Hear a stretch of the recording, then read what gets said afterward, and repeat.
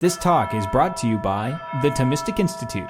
For more talks like this, visit us at thomisticinstitute.org.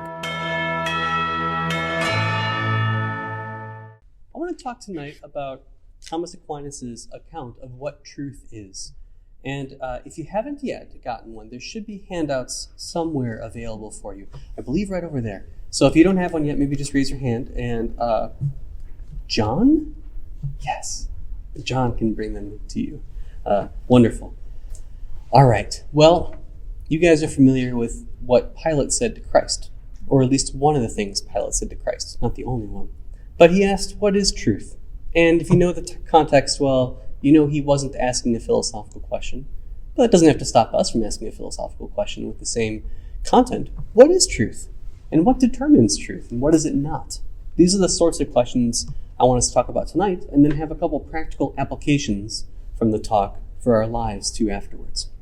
So look at your handout. On the front, I start with a question. We have what is truth, and let's start first by what it's not. If we can narrow down some things it isn't, we can get closer to what it is on our way. So what if you just think there is no truth? Might be the case that there is no truth. But when you think about that claim, there is no truth, something goes awry, don't you think? Like, there's a problem with saying there is no truth. Anybody see the problem? Some of you are smiling at me, which makes me think, yeah, you do see it. But if I say to you there is no truth, your first response should be, Dr. Paul, what about that claim? You just said a claim to me. The claim was there is no truth.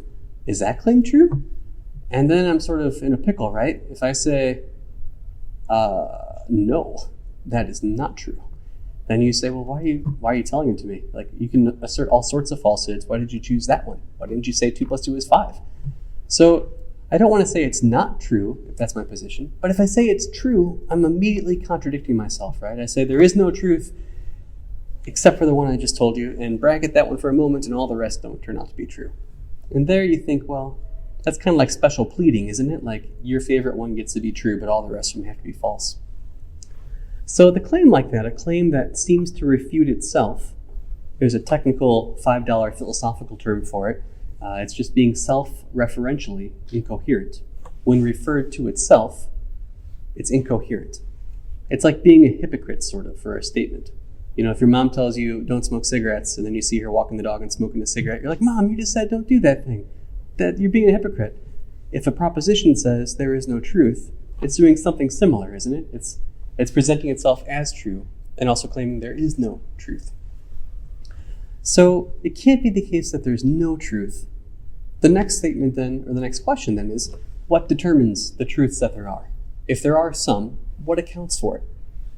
And here are some different views people might have. I have on your sheet there, numbers 1 through 4 on the left of the front. Page 1, it's labeled. Well, maybe you think there are some truths, and they're determined by mere belief or opinion. They're determined either individually, like what you believe is true for you and what I believe is true for me, or communally, like what my community believes is true for us and what your community believes is true for you. And I think if we examine that, we won't find ourselves having a favorable view of that claim either. And here's why. It sounds good.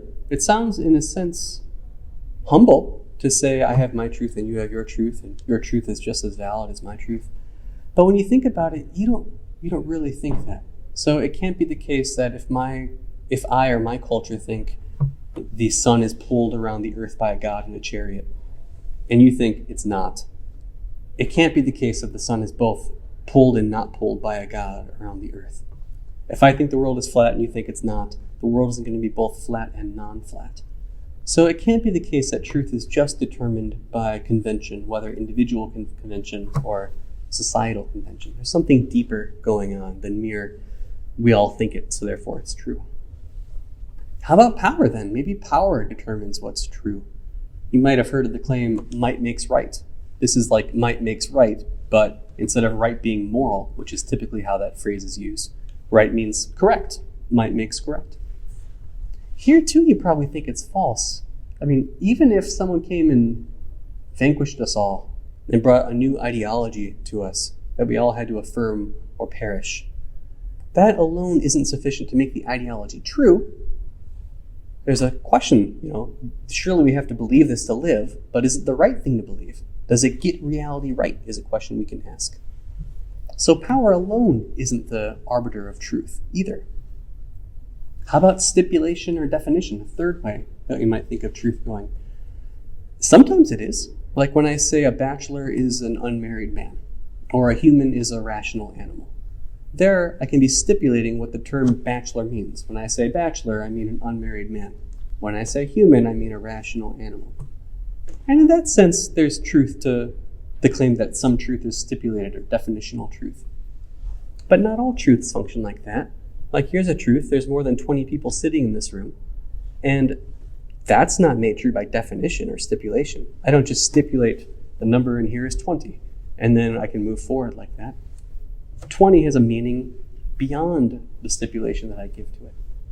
The point then is this: while some truths are determined by stipulation or definition, surely not all truths are.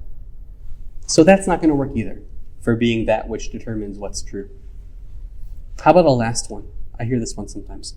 What if it's science that determines what's true? Now, don't get me wrong, science is an excellent discoverer of what's true. But I'm not asking us what discovers truth. I'm asking what makes things true, what determines truth. And here, it can't be that science alone is the only thing that determines truth. I mean, think of all the things that you know that are true that you didn't learn through any scientific method. So maybe you know that you have an armpit, and I bet you $1 you've done no experimental searches to determine whether this is true. If you have, pick a different example. The point, though, is this. Very many truths that we know aren't determined by means of the scientific method. And in fact, this last claim, the claim that science alone determines what's true, faces the same problem we saw for the very first claim, there is no truth. It seems like it's self-referentially incoherent, because if science determines what's true is true, it better be determined to be true by science, otherwise it'd be a counterexample to itself. You see what I mean? If there is no truth is a counterexample to itself because the person is putting it forward as a truth, so likewise, science determines all that's true, better be determined by science, or else it's a counterexample too. But I defy you to find me the scientific study done by the scientific method that came to that conclusion, that all truth is determined by the scientific method.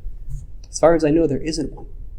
In fact, it's hard to think of what you would even do to try to do a scientific experiment that would come to that conclusion. I mean, say the National Endowment for the Sciences gave a couple wheelbarrows full of money to your university, to William & Mary, just brought them in and said, we need a scientist to figure out whether this hypothesis is true. And the hypothesis is, all truth is determined by the scientific method. What would your president would be ecstatic, no doubt, but what would you do next? You can build a lab. What would you put in the lab? I mean, Bunsen burners will be of no avail for this question. Graduated cylinders wouldn't be of any avail. Now I think we've reached the end of all of my scientific instrument knowledge. Particle accelerators is another one. That's not going to help you figure out whether all truth is determined by the scientific method. It looks like it's in principle not the sort of thing you could even come to determine by the scientific method.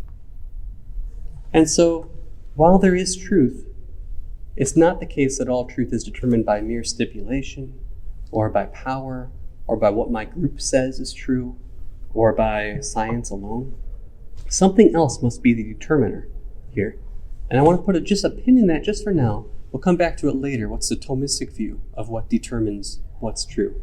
But I just want to show that all the things I've talked about so far, they fail at giving us a good general answer to the question, what determines what's true? So that's the moral I draw on that front of that page. Again, just to reiterate, I don't mean that no beliefs determine what's true about some beliefs. That's a weird way of saying it, but here's what I mean. Like, how many people believe in the resurrection of the dead? Well, if it's 40%, I don't even know. But if it's 40%, that's determined by what people believe, because it's a claim about beliefs. So it makes sense that it's determined by beliefs. And claims about the military's power is determined by the military's power. So some things are determined by power, and some by opinion. But the point is not all. Not all are determined that way. Okay. The next step I want to take is just thinking of different ways we talk about truth, what we mean by the term true, and seeing different ways that truth functions in our language. So I've got those 4 examples there, again on page 1, the left-hand side of the front of your handout. So one example is what you might think of as propositional truth, the truth of a claim. So here I've got the claim, the earth revolves around the sun. And that claim is true. 2 plus 2 is 4. That claim is true. There's more than 20 people sitting in this room. That claim is true. So all of those are one type of truth. Call it propositional truth, because it's about the truth of a statement or a proposition. But that's not the only way we use the word true. Sometimes we say things like, John, not Judas, is a true friend. And there we're saying something not about a statement, but about a man. We're saying that guy is a true friend, and that other guy is not a true friend. So sometimes we use the word true about a statement, and of course false about other statements. And sometimes we use the word true about a thing, like John, the friend. Or here's something I recently learned in a bike repair shop. I have to true my bicycle wheel. Anybody familiar with that phrase, to true a wheel? I had never heard of it before, but it means to bring it back into a circular shape. I got hit by a car on my bike. Fine. My daughters were there when I got hit by a car, and they were very scared. And it's, in retrospect, it's not that bad that they were there. I mean, they learned lots of bike safety that one day. It was like a real example of what happens when someone is not looking when they're driving. But I digress. The point is this. I was at a bike shop getting my wheel repaired, and the guy said he had to true the bike wheel, which is just to get it into conformity with his idea of what a circle is. Okay, last example. I might say something like, I'm truly impressed. And there again, I'm not talking about a statement. I'm not talking about what you do to a wheel. When I say I'm truly impressed, I'm saying something is real or authentic about my mental state. Like, I'm not faking it. I really am impressed by what happened. So those are 4 different ways you might talk about truth. And I want to look at each of those a bit during this conversation with you guys. So the first one I want to talk about is called truth as authenticity. It's one way of using a word like true. So when I say, and this is the bottom of page 1, when I say a true friend or truly impressed, I mean it's authentically or really impressive, or he's authentically or really a friend, or he's not faking it, or he's not being a trickster. So there the claim is just, sometimes we use the word true to mean that this thing really is the way that it presents itself as being. True friend, truly impressed. It's like a synonym for really, or honestly, or I promise, or something like that. So that's one way we use the word true. And we use it of things when they really fulfill the concept we have in mind. A second way is in the top of page 2 of your handout. This is a more metaphysical sense of the word true. And it's called the transcendental truth. You might have heard of the phrase or the word transcendental before in a philosophy class. The transcendentals are concepts that are applicable to everything that exists, no matter what sort of thing it is. So one example I have on the sheet is being, the word being, the concept being, is a transcendental, since anything that exists, no matter how it exists, it has being. So it's a word that's applicable to anything that is, no matter what sort of thing it is. Now there's a sense of the word true that likewise is applicable to anything at all, just in virtue of the fact that the thing exists. So, for instance, as long as something is graspable or understandable in some way, we can conceive of that thing as true in some sense or other. John is a true friend. He's graspable under the concept of friend. I'm truly impressed. I'm understandable under the concept of being impressed. Sometimes, though, things are just understandable generally. We don't mean like in this specific way or that specific way understandable. We just mean able to be understood in some way or other. And in that sense, everything is understandable in some way or other. I mean, I just said that everything is understood as being or existing. So everything is understandable in some sense. Even God has revealed himself to us in certain ways. We can understand God sometimes analogously, sometimes explicitly, like how he isn't. God isn't material. That's a way we grasp or understand something about God. Sometimes analogously, like a loving father. He's not exactly like my father. I mean, he didn't beget me the same way my father begat me, but he's loving like a father is loving, and that's a way of understanding him. So anything that exists at all is true in that respect, able to be grasped in some way or other. And so here's some insights about these. Both of those are tied together. That is, truth as authenticity and transcendentally true are both tied together in the following sense. They apply to things, like John is a true friend, Dr. Paul is truly impressed. They apply to things when those things are in conformity or able to be conformed to how we think. There's like how I think, and there's how the world is. And sometimes how I think is conformed to how the world is. And sometimes it's not. Sometimes I'm deceived or mistaken. So these two senses of truth look at how things in the world are and asks whether those things are really properly understood in a certain way. But it's true applied to a thing, not true applied to a statement or a proposition. A more common usage of the word true, and now we're circling back to like the earth revolves around the sun. A more common sense of the word true is what I called earlier propositionally true. This is about our thoughts or our statements or our beliefs, representational ideas we have that say the world is a certain way. So think about those for a bit. On the subject of something like propositional truth, we're talking about statements and assertions. And here, Thomas Aquinas has some insights that he can give us, and he gleans these from Aristotle. So look at the quotation on the bottom of page 2, the right-hand side of the front of your handout. There, Aquinas writes in his commentary on Aristotle's metaphysics, he writes, "The definition of the true and the false. Truth exists when one says that what is, or that what is not. But falsity exists when one says that what is not, or that what is not is." Now, Aquinas has a gift of being very terse with his language, using very few words and getting a lot out of it. And not everybody, including myself, has the ability to just read dense Thomistic prose and be like, oh yeah, I totally get it. So if you look at the next page, on page 3, you'll see a breakdown of those 4 things he just told us. He says something is true when it does one of the following 2 things, 1 or 2 there. When it says of what is that it is. That's a way of being true. And so for examples of that, we can say things like dogs exist. That says of things that are, namely dogs, that they are. Or Fido is warm-blooded. That says of the thing Fido that it's a certain way, warm-blooded, and it is, in fact, warm-blooded. Or you can say of what's not, that it's not.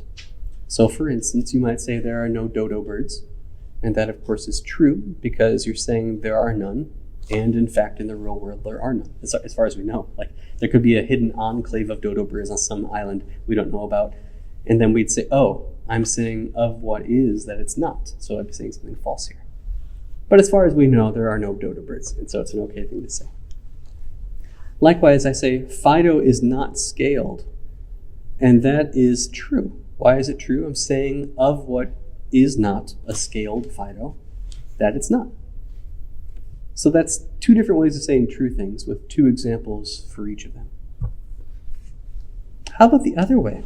Well, think about when we say something is false. Look at what Aquinas said about that again.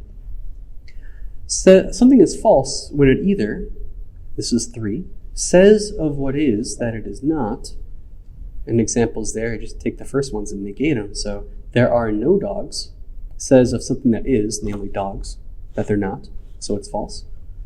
Or Fido is not warm-blooded, says of something that is, the warm-blooded dog in the house, that it's not the way it is. Or it says of what is not that it is. It says, for instance, that there are dodo birds, and we know that there aren't, so it would be false. Or it says that Fido is scaled. That's saying of something that's not a scaled Fido, that it is. So you can think of it sort of like polarities. You can get the polarity right, or you can get the polarity wrong, where the polarity is like the statement and its relation to the world. The statement says the world is the way the world is, then it's true. The statement says the world is not the way the world is, then it's false. Here we've got two different concepts working together. We've got a concept of saying what is. So these are like under maybe halfway down page 3. We've got the concept of whether something is or is not. That's telling us whether reality is a certain way, how the world is.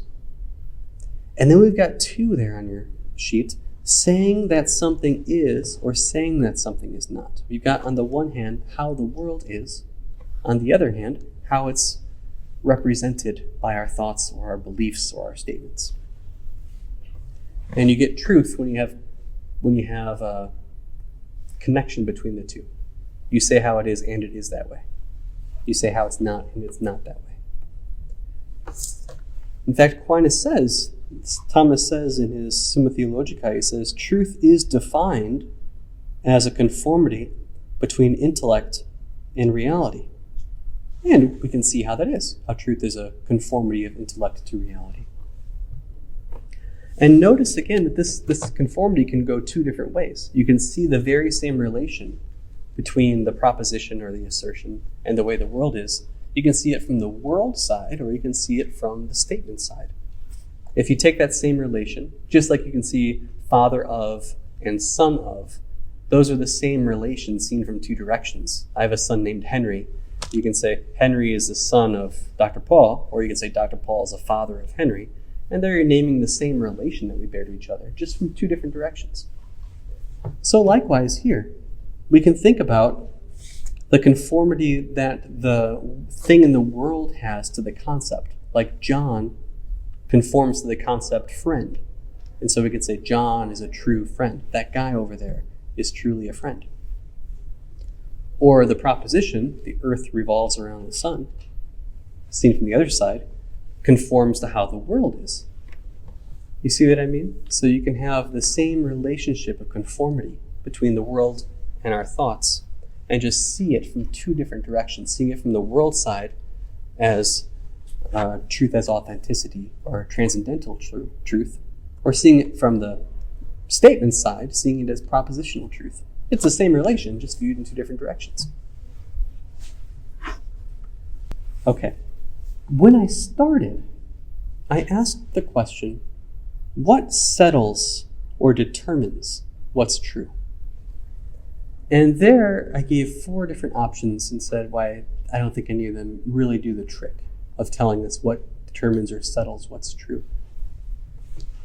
I think if we look at what Aquinas says, here again, I mean, it's no surprise I keep going back to Aquinas. Some of my students have put on my evaluations, he has a crush on Thomas Aquinas, and intellectually I suppose that's true.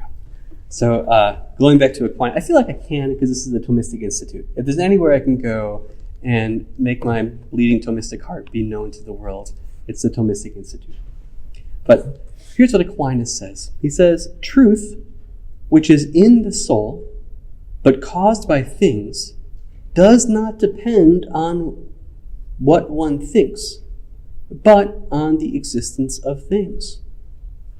For it is because a thing is or is not that a statement is said to be true or false. So what determines what's true or false? How the world is determines what's true or false. How reality actually is out there determines what's true or false. That's what does the trick. He says here, truth is in the soul, and here all he means by that is, for Aquinas, your soul houses, in a sense, your intellect, and it's your intellect that makes these correspondences. It makes the thoughts that either correspond or not with reality. And so when he says truth is in the soul, he just means like it's in your mind when you think the proposition, and then that proposition is true or false, based on how the world is. But it doesn't depend on what one thinks. He's here denying that first view we saw where truth is based merely on opinion. He's denying that and saying truth is based on how the world actually is out there. So if the invaders come and enforce a new ideology, and you have to believe it or perish, you can still ask, does it get the world actually right? That's a different question. One question is, should I at least give it lip service so I don't get killed? A second question is the thing I'm giving lip service to true? And of course, those are different from each other. And so power alone can't be what dictates what's true or false. Okay. I'd like to point out now, after that whirlwind through Aquinas' thought on what truth is, some practical applications we can have for this. So first, I find this sometimes in my students. I was saying earlier to Margaret in the car, from coming back from the airport, I was saying I teach this class called Christian Mysteries from a Philosophical Viewpoint. And the class looks at mysteries like the Trinity and the Incarnation. It says, here's what the church says about those things. Just reads doctrinal stuff on what the church actually affirms. Second step is finding the very best arguments we can find against the stuff the church says. So the church says Christ is both God and man. Well, it seems like anything that's God is impassible, unable to be causally affected, and immutable and eternal and outside of time, and all the other magnificent features. And anything that's man lacks those things, isn't unchangeable, isn't not causally affectable, is inside of time, isn't omnipotent. So it looks like there's at least one thing, if the church is right, that's both mutable and immutable, temporal and outside of time, necessary and contingent, all-powerful and not all-powerful. And that sounds like a bunch of contradictions in a row. What you going to do about that? So that's what we're talking about actually starting next week in the class. What you going to do about that one? So the point is this, in these talks, we find what the church says, we find the very best objections we can find, and then it'd be terrible if I stopped there. And so the church is super wrong. At the next step is, what are the best responses we can find? What have philosophers throughout the ages, including Thomas Aquinas, said to these philosophical objections? Now, what I find with my students is some of them are a little bit scared at the beginning. They're apprehensive to open the book and look. And I think in part it's because they've been forming their lives around something for a while now, and they don't want to see that it's wrong. They're kind of scared to see that the truth is against their view. And what I like to see in this class is after doing this for 14 weeks, they are excited to find more. Like, let's find another objection. What's another good one to consider? And they're not looking for dummy objection, like not going to YouTube and seeing what like dumb people on YouTube say. Did you know that on YouTube people say all sorts of false things? It's unbelievable. Anyway, so they're not going there. They're going to like, what are philosophers and theologians saying about these things? The point I'm trying to make is this. We can be wary of trying to figure out the truth because we're scared of being wrong. And, well, truth, I think, isn't something to be wary of in that respect. All truth, any truth at all, as long as it's true, is going to be in conformity with your cherished beliefs, if you're Catholic or Catholicism, provided that the Catholic beliefs are true. That is to say, as long as the Catholic beliefs are true, you will not find anything that's shown to be true by science. Maybe they're mistaken about something, or maybe you're misunderstanding it, but you won't find any truth settled by science which is inconsistent with the truth of the faith, provided again that the faith is true. The point is that no truth contradicts truth.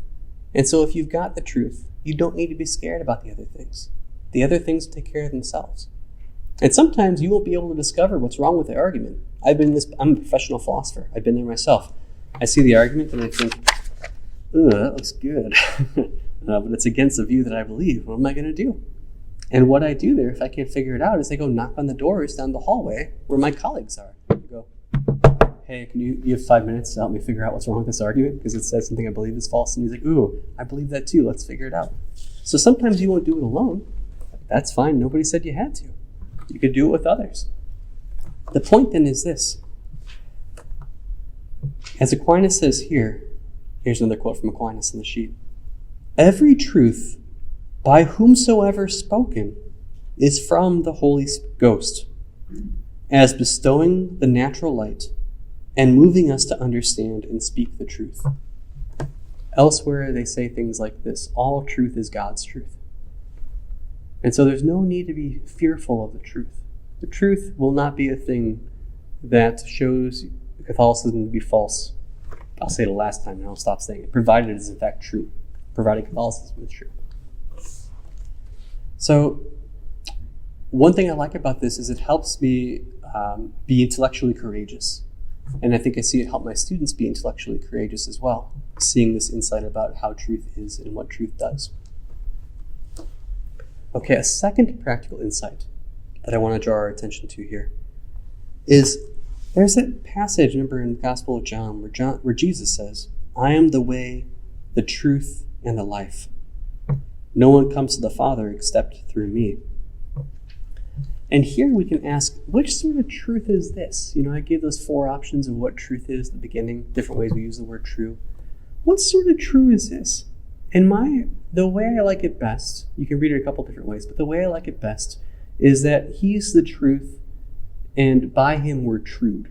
Trued like a bicycle wheel is trued. And the idea here is this. When you take your bicycle wheel to the shop, and it's got a warble in it, what the guy does, actually I don't know what he does, he did a bunch of stuff, I wasn't really looking, but one thing he does is he has his own conception of what a circle is. He's got some tests for circularity, like he'll spin it with a can next to it. If it bumps the can as it goes around, it's got a warp in it. So he's got a bunch of tests he does, and his goal is to get this thing he's working on, the bike wheel, conforming to his image of the exemplar in his mind. The exemplar he has is circularity, and he's trying to get the bike wheel conformed to his thought of circularity. That's his truing of the wheel. Well, in what sense is Jesus the truth? Well, for us, he's like the conception of the bike wheel, the conception of circularity in the thought of the mechanic doing the work. But he's so much more than that too. So in one sense, he's the thing we're conformed to be most truly ourselves. Just like the thought of circularity is what the bike wheel is conformed to be most truly a wheel. That's one way that they're the same. But I think the similarity ends there, and for our favor, and for this following reason. Circularity itself doesn't help the mechanic out. Circularity is not his beloved friend. And so, in a sense, it's just the mechanic working on his own, making that wheel to be a certain shape. But that's not how it is in the Christian life at all. For us to be trued, to be made in conformity with Christ, for that to happen to us, it's not us on our own, or us with some natural mechanic doing jobs and working on us. It's not just that at all. We have divine aid and grace to get there too. And we have real deep personal friendship. Personal friendship with God. It's scandalous to think that we can have that. No longer slaves, I call you friends, is what he said. And you might think, I was getting off pretty well with respect to you being a slave, and now I'm exalted to the status of friendship? It's more than I could ever desire, or more than I can ever earn on my own. And so Jesus is that to which we're trued when we're conformed to the proper image of what humanity is supposed to be. And to be trued in that sense, to be conformed to the image, involves not merely the mechanic doing the job, like on the wheel, but it involves the aid and the grace of our dearly beloved friend too, which is more than the wheel can say to the mechanic. So those are 2 key insights. Don't be afraid of where the truth will lead, because the truth will lead to the truth. It can't lead anywhere else but truth. And truth can't contradict truth. And secondly, what a joy it is for us to be able to be trued, to be conformed to Christ, and to be so by means of his aid and grace, and the aid and grace of our beloved and dear friend. Okay, thanks. And we have time for questions, I think, now too. There's one over there, I think.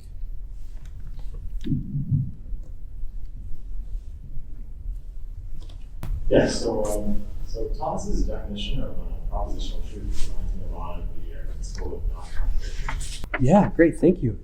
So the principle of non-contradiction, has anybody heard of that in maybe a philosophy class that you've taken?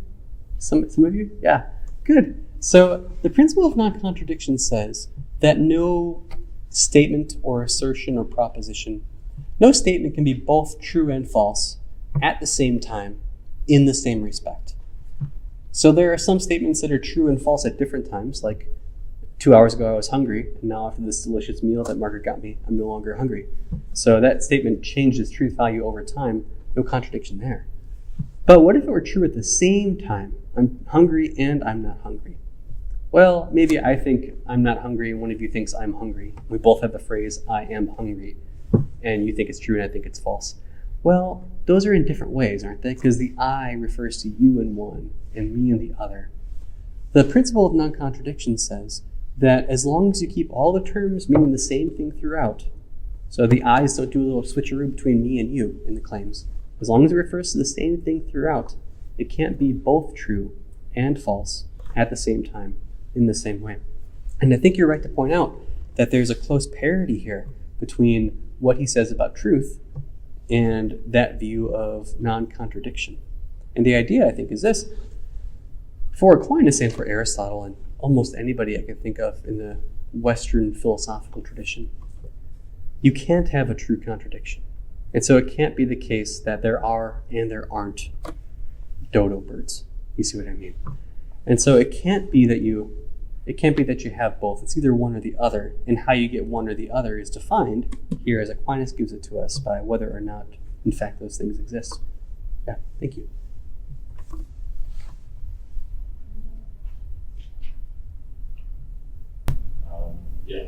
Yeah, please. So you finished on Christological note there. Yeah. Just want to maybe go back to the exchange between Christ and Pilate in John 18. Yeah. What might be the, I guess, ontological significance of that exchange? What does it tell us about the mystery of our salvation? Maybe? Yeah. Oof. So you started with an easy one, and then I thought I was comfortable, and then you're like, hi-ya! I guess here's what I think about that. I don't know if it's salvific, but it tells us something about the nature of power, at least.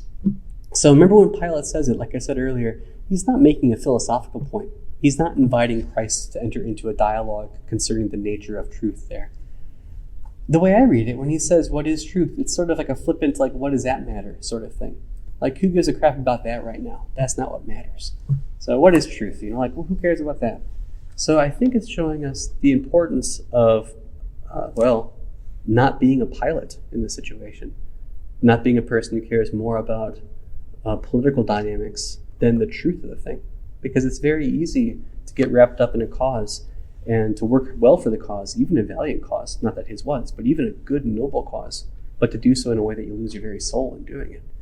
So it's important for us to be mindful of the question, what is truth? If it makes you say, who cares, then you better stop and think about what you're doing with your life. Because if you win the war about whatever the thing is you're fighting for, but you lose your soul, you lost. You didn't win.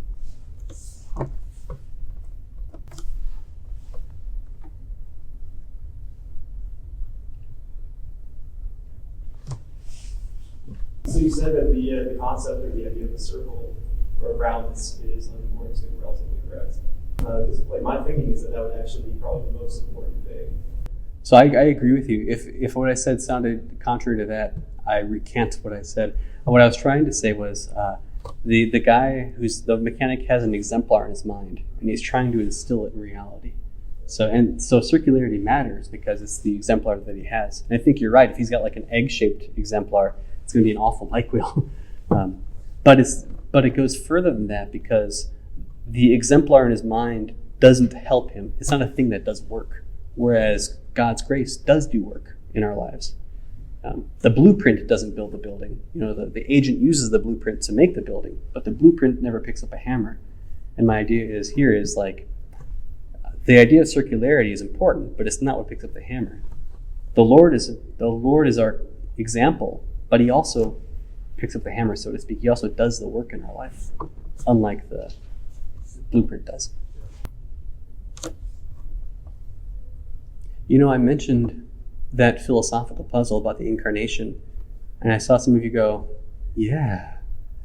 And then I blew past the like a solution to it. I didn't even offer one. And so I could say a bit about that. Wait, yes. Why didn't you ask then? You always nod, yes, please. here's what I think of that. Remember the problem. It goes like this. If he's divine, he's got these very fancy, magnificent features. And if he's human, he doesn't have those. He's got like humdrum, mundane human features. And nothing can have both the fancy features and the humdrum human features. Nothing be both outside of time and inside of time. Nothing be both omnipotent and limited in power. And so, since if Christianity's right, he's both, and nothing can be both, Christianity's not right.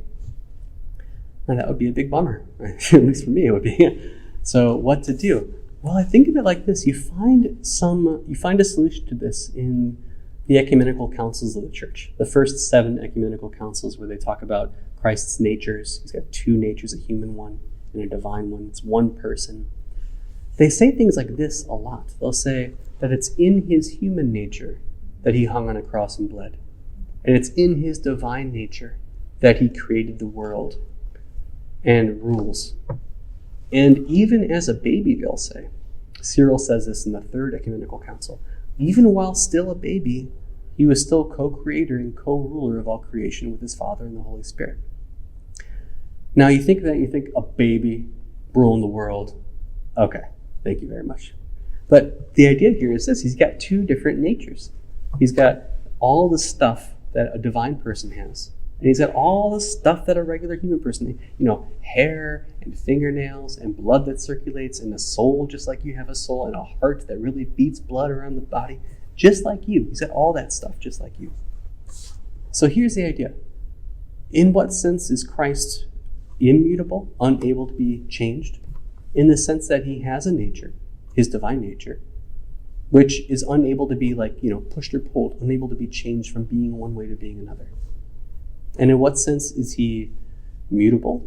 In the sense that he's got a nature, just like your body, soul nature, that can be hung on a cross, or can go from being one way to another. Now, he and only he fulfills the conditions for being both mutable and immutable, because he and only he, as far as we know, has 2 natures. We don't know of anything else that has 2 natures like that. And so he fulfills the conditions and nothing else could. So it makes sense why we would think if it's immutable, it can't be mutable. It makes sense we would think that because we're typically not reasoning about the incarnation. And in every other case where a thing only has one nature, that nature will either be able to change or not. And so for every other case, like the Father in heaven who's not incarnate, and you and I who are not divine, every other case, it's going to be one or the other, and it can't be both. But once you add a second nature there, he can fulfill the conditions for both in virtue of having a nature that fulfills the conditions for one and a nature that fulfills the conditions for the other. For kind of a goofy analogy, imagine you've only ever known people with one hand. And you thought, well, if there's only one hand there, he can either be clasping something or not. You can't both clasp and not clasp something. But once you allow that it's possible to have a thing with 2 hands, then a thing can fulfill the conditions for clasping with one hand and not clasping with the other. Now, if you never heard of a thing with 2 hands and you scoffed at the idea at the get-go, you think nothing can ever be a grasper and a non-grasper at the same time. But as long as it's possible to have 2 hands, it can do both. So likewise, as long as it's possible for Christ to have 2 natures, one divine and one human, then he can fulfill the conditions for being both. That's the idea then. That's the way I like to think there's a solution, even in the church documents. It's not like we're making it up now. It's like they had it way back then. We're just rediscovering it and showing it. Other questions? Yes. I know you mentioned the incarnation kind of gave word, but we also mentioned the Trinity. I was wondering if you could talk about that a little bit. Oh man, yeah. Which is there a particular thing you'd like me to talk about? Kind of like the overview that you did for the incarnation. Yeah, sure. So here's how the councils talk about the Trinity. I always refer back to the first 7 councils because those are the councils of the Christian church that the East and the West both have. The Orthodox and the Catholics accepted and still accept these as unrevisably true statements of the faith. And very many confessional Protestants do too. Like the Lutheran confessions of faith, like the Book of Concord, will talk about these first 7 ecumenical councils as teaching the truth about these dogmas as well. So I look for the broadest agreement, and I think you find it in those 7 councils. Now, what do you find in those 7 councils? You find the following, 5 things. You find 1, that there's a single God, so monotheism is true. There's only one of those things there. And they refer to the thing there's one of as the single divine nature, or the single divine essence, or sometimes they'll say Godhead, which is like an antiquated term, but means nature. So there's one of those things, one divine nature. And what are there 3 of? Well, there are 3 persons in the Godhead. So you have that one nature had, in some sense of had, by 3 different persons. Furthermore, those persons aren't really the same thing counted 3 different ways. They're really distinct from each other. And you have to say that because only one of them suffered on a cross. You can't say the other 2 suffered on the cross. That's heretical according to the church. So you have the Father, who's got his own specific feature of being the Father. You've got the Son, who's got the feature of being begotten of the Father.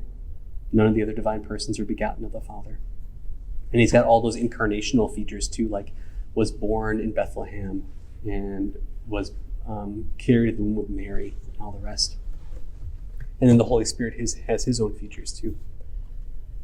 So that's the general view of it. All 3 of them are worthy of equal worship.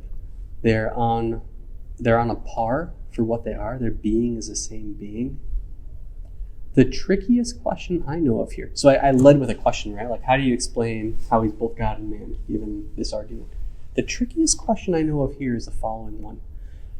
You have these 3 things that are really distinct from each other, the Father, the Son, and the Holy Spirit. They're 3 persons and they are not the same. You also have only one God there, and all 3 of those persons are God. Okay, hold on, slow down. What?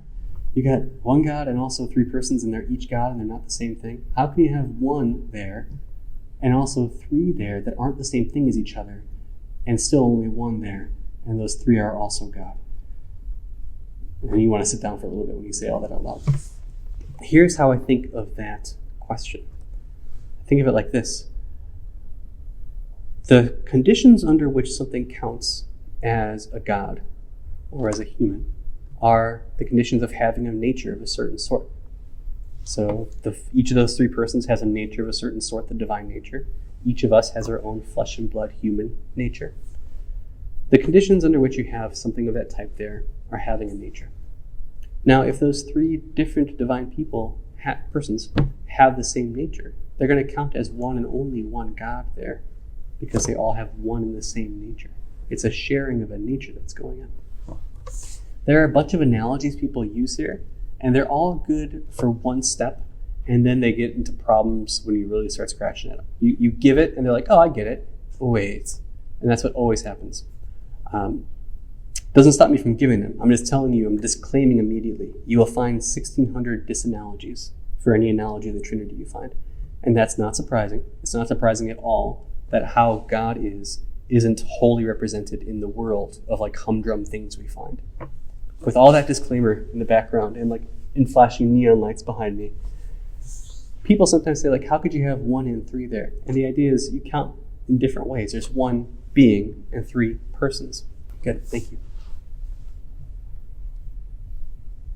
Please. Can you talk about the impassability of God? You talked about, the suffering of the Son and so Yeah. on. Relate that back then to the impassability in what terms for the Godhead. Yeah, good, thank you. So the councils will say things like this. They'll say that God is impassible, and by impassible, they mean unable to be causally affected. Like, each of us is passable, because each of us can be pushed out of our chair, or at least you guys, I'm not in a chair, but if you guys can put me in a chair, then push me out if you wanted to. All of us can be causally affected in some way or other. The idea of the early church fathers is God is not like that. God isn't the sort of thing you can pull or push. You can't surprise or shock God. There's a way in which you find something makes you angry because it doesn't happen the way you wanted it to, or like you didn't see it was going to happen that way, or things go contrary to your will in some important sense. In all those ways, it's not quite the same for God. Like, there's a sense, a sense in which God wills all of creation and what happens in creation. There's no sense in which he's surprised by any of it. It's not that he creates and he goes, oh, did you guys see that coming? I didn't see that coming at all. So the idea is here that to be impassible is to not be causally affectable in that sense. And in fact, at the Council of Chalcedon in 451, they kick out of the assembly of priests anybody who dares to say that God is passible, God is causally affectable. They're not talking about in the Incarnation. They're talking about, like you said, the Godhead. They're talking about God's nature. It's unchangeable in that respect. So that's the idea that you find in the early church councils about God's ability to be affected by other things, like creatures. Thank you, guys.